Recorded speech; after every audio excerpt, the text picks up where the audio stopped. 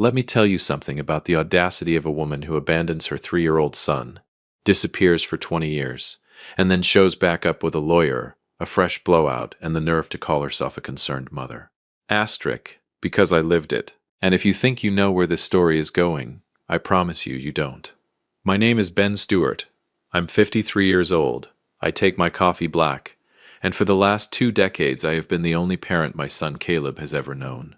I say my son, and I mean it in every way that counts.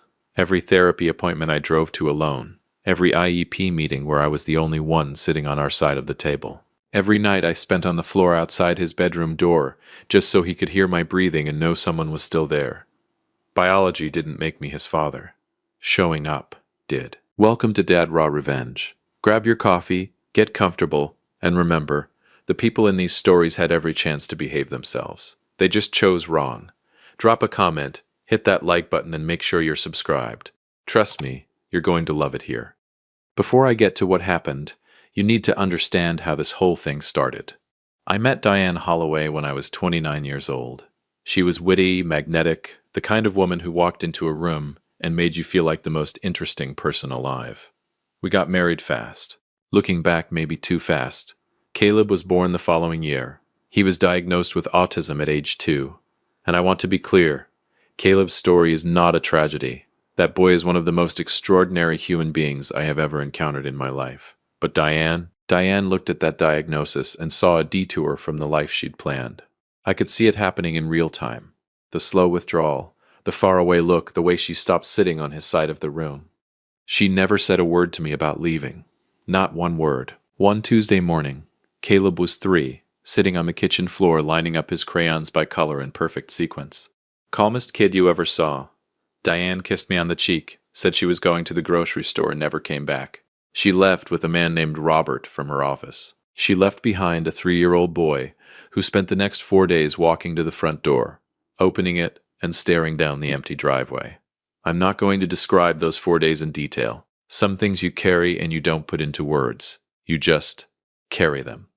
So I raised him, alone. I worked construction during the day and studied special education resources at night.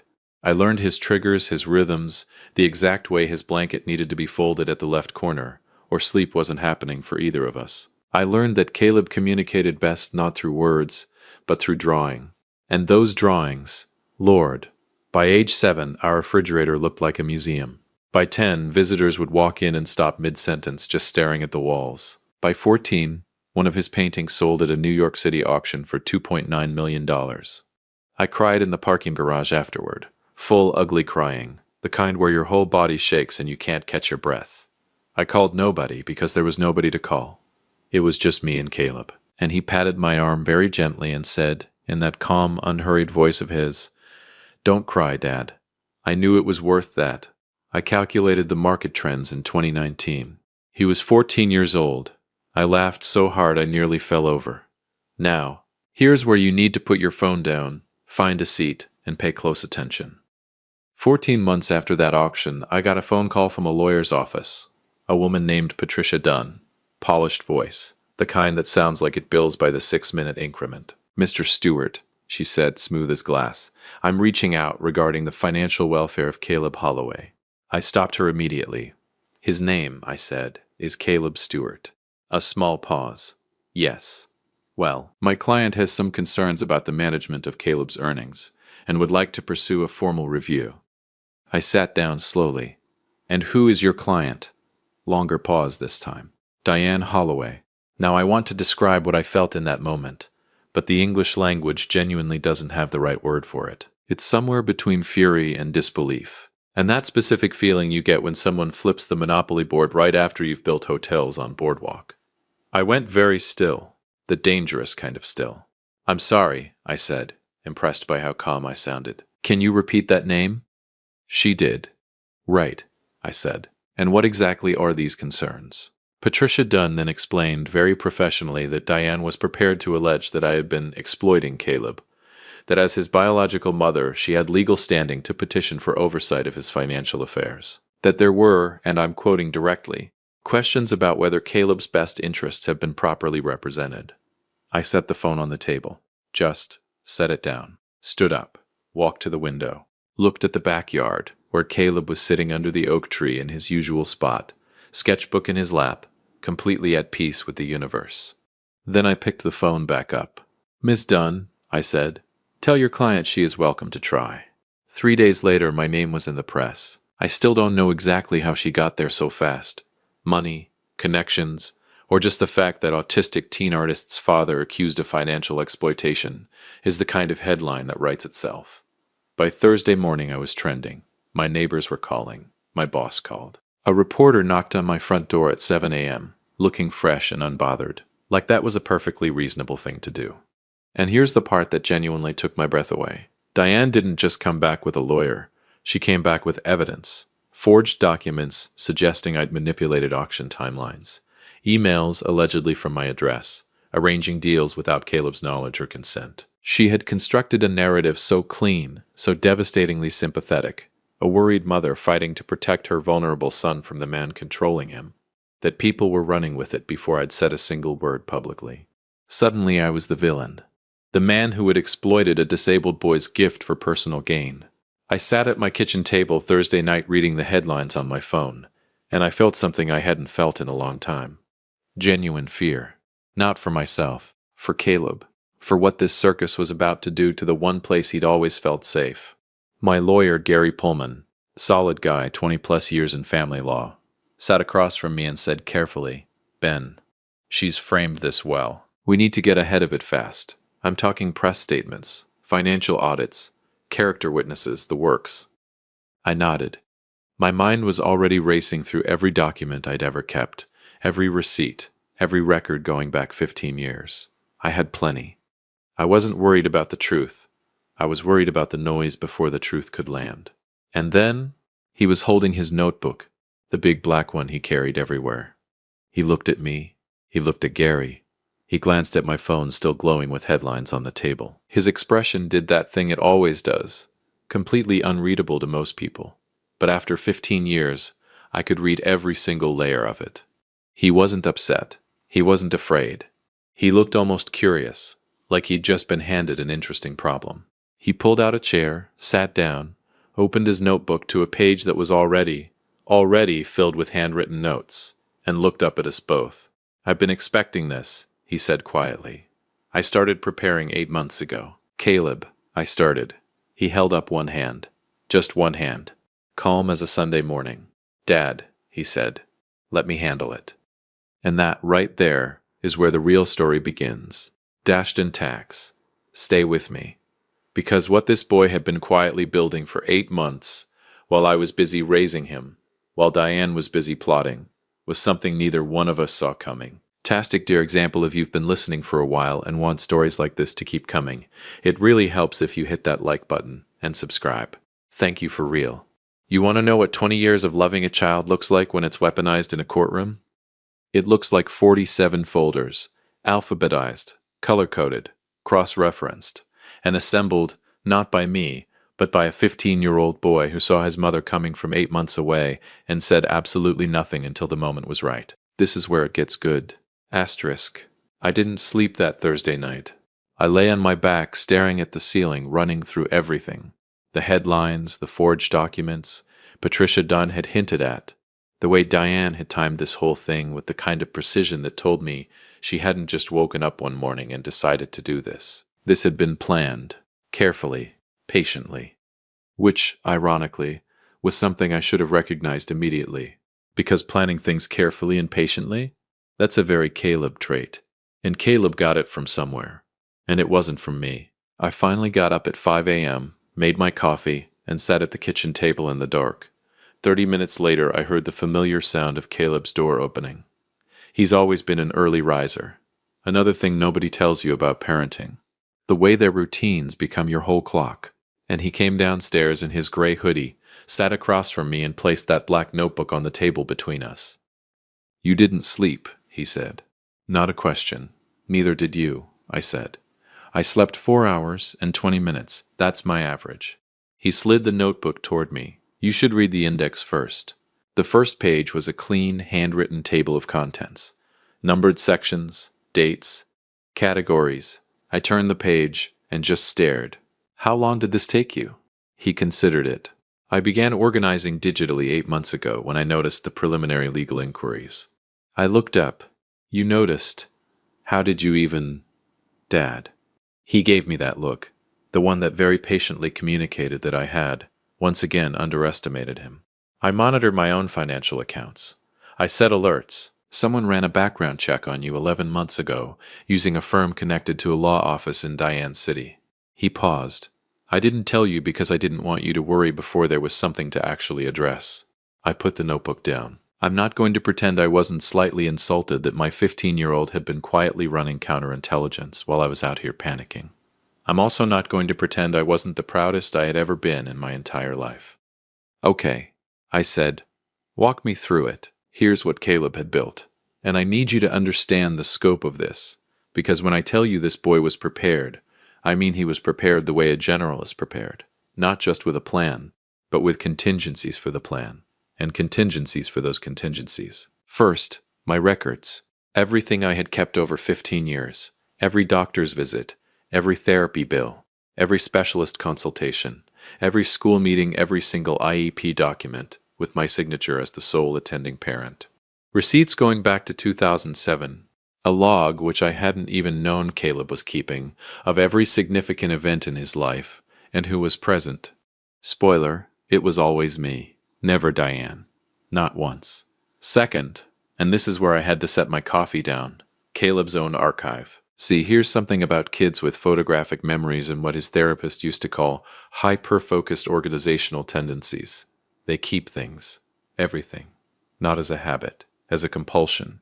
Caleb had, without my knowledge, maintained a personal archive of every piece of communication that had ever come from Diane, or been about Diane, since he was old enough to understand what was happening.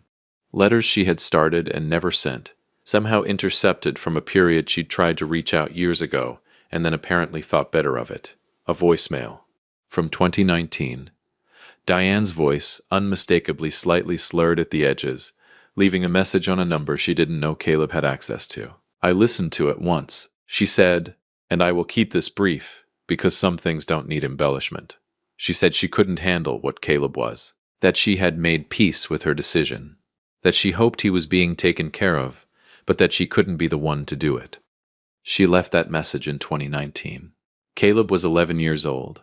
He had saved it in 3 separate locations: cloud backup, external drive, and a physical transcript he had typed himself, time-stamped and notarized through an online service. An 11-year-old had notarized his own emotional trauma. I had to stand up and walk to the window again. I needed a moment. Gary, who had arrived by 8 a.m., and was now sitting beside me going through the notebook with the expression of a man watching someone pull a rabbit out of a hat every 30 seconds, reached over and very quietly said, "Ben, this kid just won the case." But Caleb wasn't finished. He had also, and I say this with full acknowledgement that he operates on a level I don't entirely have the vocabulary for, anticipated the media strategy. He knew Diane's play wasn't just legal. It was public. She needed the court of public opinion to see Ben Stewart as the villain before any actual judge saw the evidence. And the way you beat that, Caleb explained to us both with the calm demeanor of a man delivering a quarterly report, is not by making a single loud counterstatement. One statement gets one news cycle, he said. Then it's forgotten. You release everything at once, they pick what they want and bury the rest. No. He tapped the notebook. You give them one thing per day. You make them keep coming back. You control the pace. Gary stared at him. How do you know that? Caleb looked at Gary the way I imagine Einstein looked at people who asked him to re-explain basic things.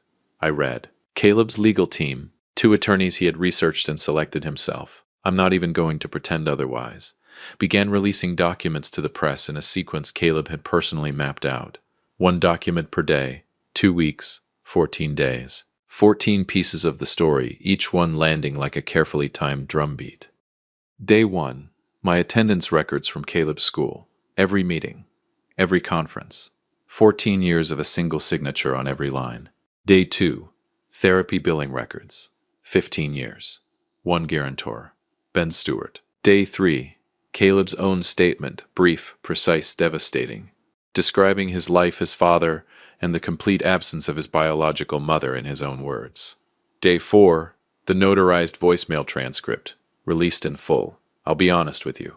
By day 4, the tone of the press coverage had shifted so completely that I barely recognized it. The same outlets that had been running exploitation allegations rock young autistic artists' world were now running headlines I won't quote here, because it might make Diane's lawyers twitchy.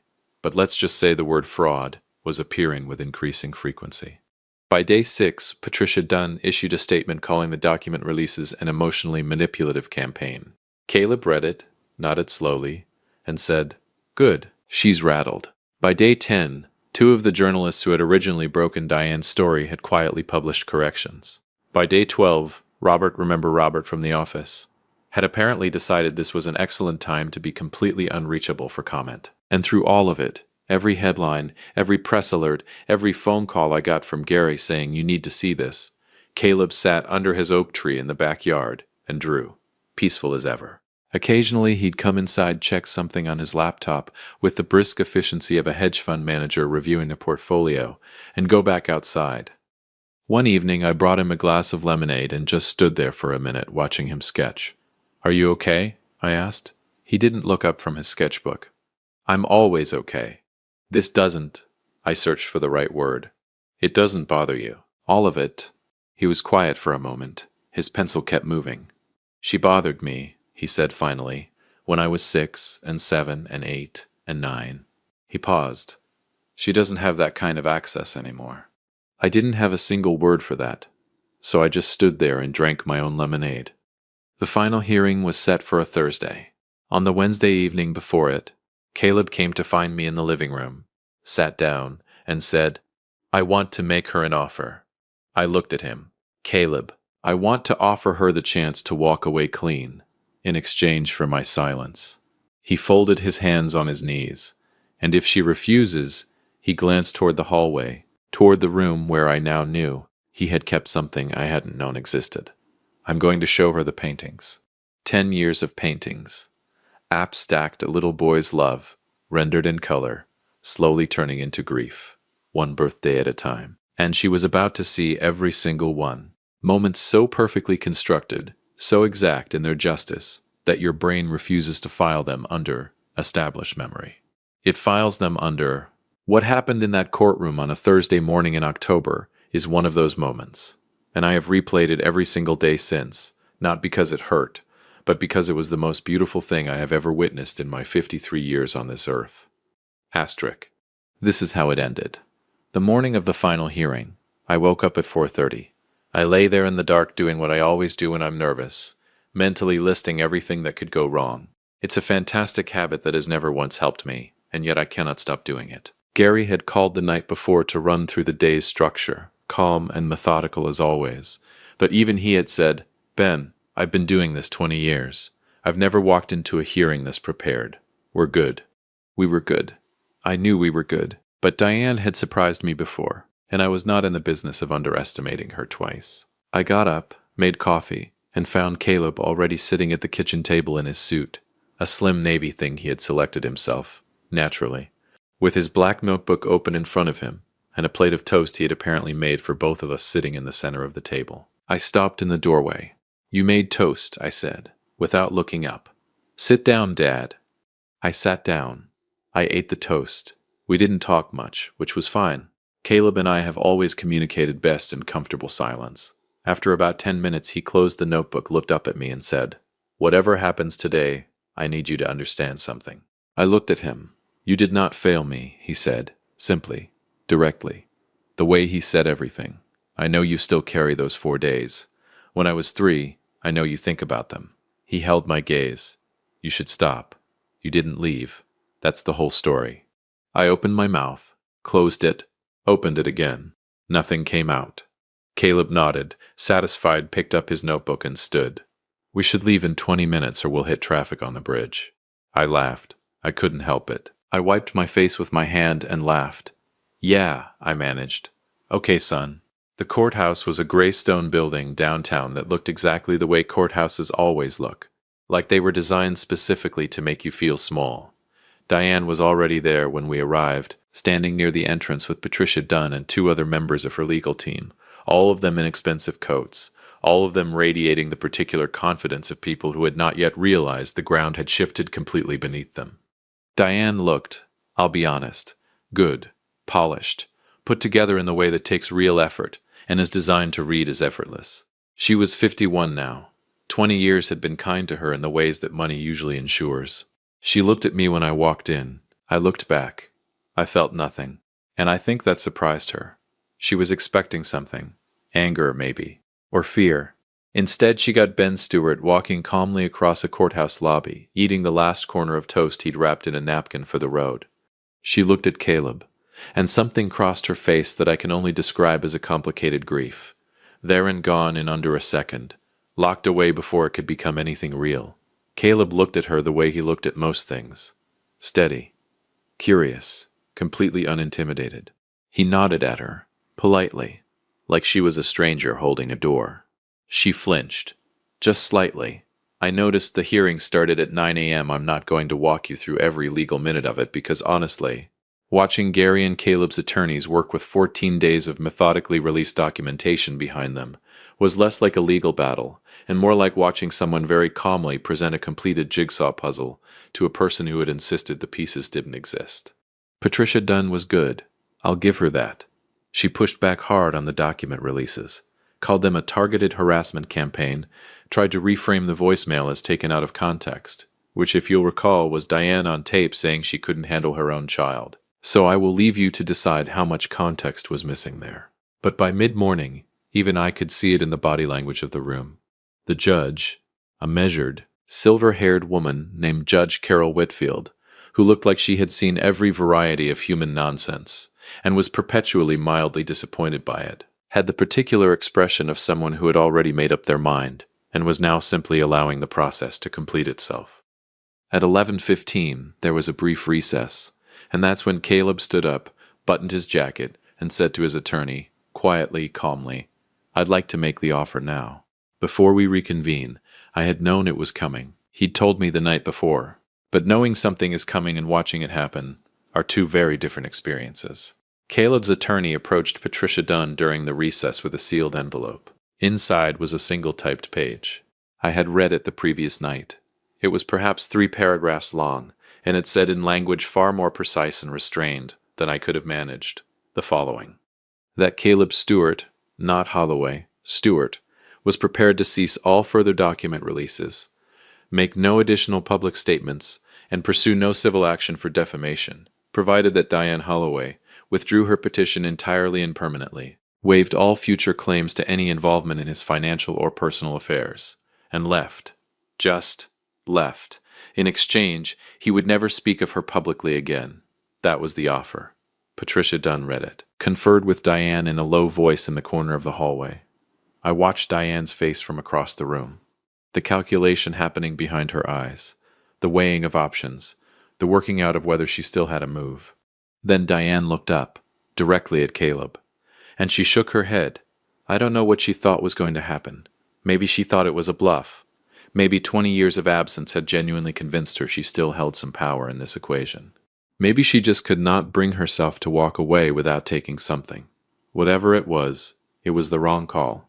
Caleb had anticipated it. He turned to me, and for just a moment, just a flash, I saw something in his face I hadn't seen since he was very small. Not pain exactly. Something older than pain.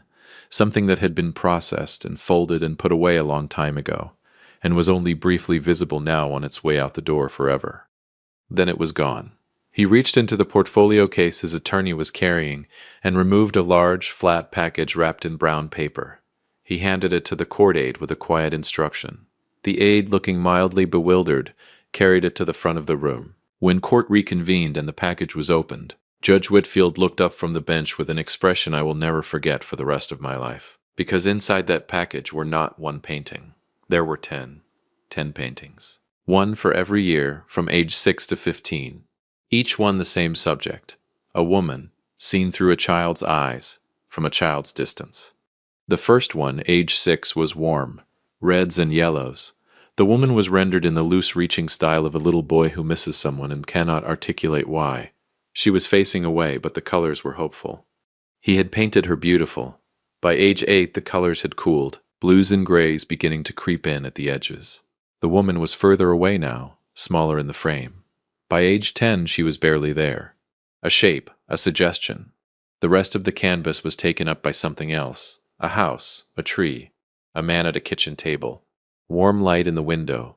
By age 13, she was gone from the canvas entirely, and what remained was just the tree, the yard, the table in the window, and a boy underneath the oak, sketchbook in his lap, completely at peace. The final painting, age 15, was different from all the others. There was no absence in it, no grief, no searching. It was simply the yard in the early morning, a coffee cup on the porch railing, the oak tree catching light, and written in Caleb's precise hand across the bottom corner, not a title, just a quiet statement. This is enough. The courtroom was so silent I could hear the ventilation system in the ceiling. I looked at Diane. She was staring at those 10 paintings the way you stare at something that cannot be taken back. Her hands were folded in her lap, and she was very, very still. And for the first time since she had walked back into our lives with her lawyers and her forged documents, and her recycled maternal concern, she looked exactly like what she was, a woman who had made a choice, and was only now fully understanding its cost. Patricia Dunn leaned over, said something quietly. Diane closed her eyes, nodded once. The petition was withdrawn before lunch. She left the courthouse without a word. No statement, no press conference. No parting gesture. She walked through the front doors, got into a black car, and was gone. I stood on the courthouse steps in the October air and felt something I hadn't felt in so long I almost didn't recognize it. Quiet. Not silence. Quiet. The specific kind that only comes when something that has been weighing on you for a very long time, finally, completely, lifts. Caleb came and stood beside me. We looked at the street for a moment, both of us just breathing. "How do you feel?" I asked. He thought about it genuinely, the way he considered everything. "Resolved," he said. I nodded. "Yeah, me too." He looked up at me. "Can we get breakfast? You only had toast." I laughed, hard, the kind that echoes off courthouse stone. "Yeah, buddy," I said, putting my arm around his shoulders. "We can absolutely get breakfast." We went to the diner on Carver Street, the one we'd been going to since Caleb was 7, the one where the owner knew his order by heart and never made him repeat it. We sat in our usual booth by the window. We ordered the usual. The sun came through the glass at that low October angle that makes everything look like it belongs in a painting. And Caleb opened his notebook, the black one, the one that had helped dismantle 20 years of damage in 14 days, turned to a fresh, clean page, and began to sketch. I drank my coffee and watched the street and didn't say anything. Because some moments don't need words. Some moments you just sit inside and let them be what they are. The last painting, "This Is Enough," now hangs in Caleb's studio. Center wall. Good light. He framed it himself. I asked him once why that one. Why not one of the earlier ones? The warmer ones, the ones with more color and reach. He looked at it for a long moment. "Because it's the truest one," he said. "It's the one where I stopped waiting." I looked at it. The oak tree. The morning light. The coffee cup on the railing. "Is that me?" I asked. "The coffee cup?" He almost smiled. Caleb almost smiling was worth more than most people's full laughs. "It's always been you, Dad," he said.